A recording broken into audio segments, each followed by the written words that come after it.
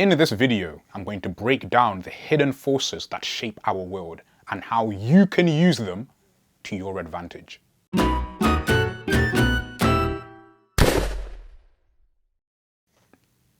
Greetings, friends.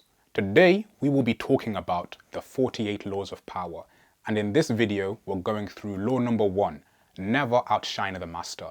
Law number 2, never put too much trust in friends. And law number 3, conceal your intentions. Timestamps are in the description below, so feel free to skip to the law that excites you the most. Never outshine the master. In life, masters will come in different shapes and sizes. They'll come in different forms, and whether you like it or not, there will be times when you need to be in the good books of the master. If you outshine the master might feel threatened and insecure, and this could end up being very unfortunate for you. When I was a kid, I remember attending a school. I was new. I had no friends, and thankfully, someone invited me to a party where I'd have a chance to meet loads of guys and hopefully make some friends. I wasn't a serious party goer, but I thought, what's there to lose? I need to make friends. So I ended up going. When I got there, the guy who was hosting the party was playing FIFA with all the guys, and he was beating them, slaughtering them. And I thought to myself, I can take this guy. I can take him. So when the controller came to me, I thoroughly defeated this guy. The beating was comprehensive. And afterwards, this guy didn't like me. In fact, he ended up convincing everybody else to stop liking me. At that age, I should have known. Why am I outshining the master? What did I think was going to happen from beating a guy in his own house, on his own game, in front of his parents, in front of his friends? Obviously, it wasn't going to end well. But that's what happened. In the end, as I said, I found it very difficult to make friends because this guy had sown his seeds of discontent. And thankfully, I ended up moving school. But I never forgot the time when I outshone the master. Whether we like it or not, and whether we know it or not, we as human beings like power. If anybody tells you otherwise, they're lying. It's nice to call the shots. It's nice to have people bend to your will. Each one of us has the tendency within us to want people to do what we want them to do. The only difference is some people have it in a reasonable, manageable capacity, and some people, like Vladimir Putin, are just completely off the scale. And sometimes the master, unfortunately, has something which is of benefit to you. In my situation, it was friends. If I was in the master's good books, I was going to make friends. I was going to have an enjoyable time at school. But because I was too keen to display my talents, to display my FIFA prowess, this ended up badly for me. And what could I do? The master normally also holds the cards that you need.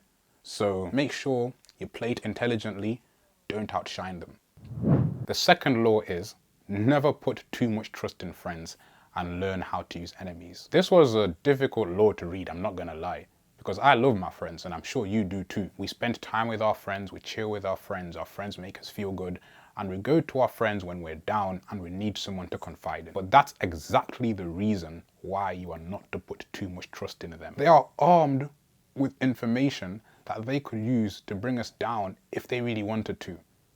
The most bitter enemies were once the best of friends. Peter Parker and Harry Osborn, Fredo Corleone and Michael Corleone, Biggie and Tupac, NWA and Ice Cube. The list goes on. When we have spent so long with our friends and have confided in them, they know information which they can use to slander our name, to defame our character, and even to blackmail us. It's just true.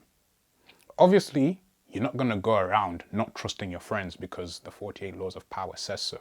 But in times of conflict and controversy, when survival instinct kicks in, just be vigilant because those people who are closest to you have the capacity to do you the most harm. Law number 3, conceal your intentions. I know that you guys probably know this, but I'm just going to reiterate it. You can't go around telling everybody your plans. You can't go broadcasting the path that you're on for several reasons. When I was younger, I used to want to be a pilot. Later on, I changed my mind. I wasn't willing to make the sacrifices that I know pilots have to make But because I didn't tell everybody, I could change my mind easily, and I didn't have to worry about people looking at me thinking, oh, he's failed, he's given up. Look at this guy, he can't even keep to his word. I could just move on with life and proceed. But if I had told everybody, I'm the kind of guy that likes to be seen as being consistent. I like people to know that when I say something, I do it. So I may well have pursued a career simply to stick to my word and not because I actually wanted to do that. Consider intentions, because sometimes you may be held captive by wanting to keep your word just because everybody else has told you to do so. Another reason why you want to do this is it's so much more of a flex when you do something and you haven't gone about telling everybody about it. I had a friend and we used to dream of getting a Rolex. A very, very young age. I think we probably just discovered what a Rolex was. And I thought it was a joke. I didn't think it was real. But my friend must have been grafting behind the scenes, because one day he just turned up and there was a Rolex on his wrist. But what was cooler than the Rolex was the sheer nonchalance of it.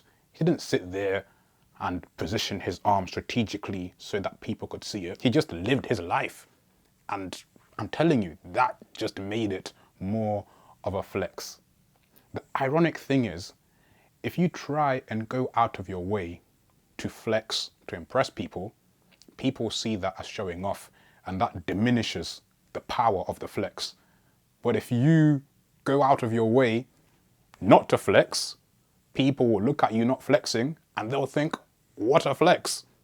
It's a paradox. It's just ironic, a dichotomy, if you will. That's law number 3. That's law number 1, law number 2, and law number 3 from the 48 laws of power. Join me next week for the next 3 laws. If you liked this video, I'm sure that you will enjoy the custom playlist that I've made of how to speak so that people want to listen. If you're interested in that, click on this playlist. I don't know what that sound was. Click on this playlist. See you next time.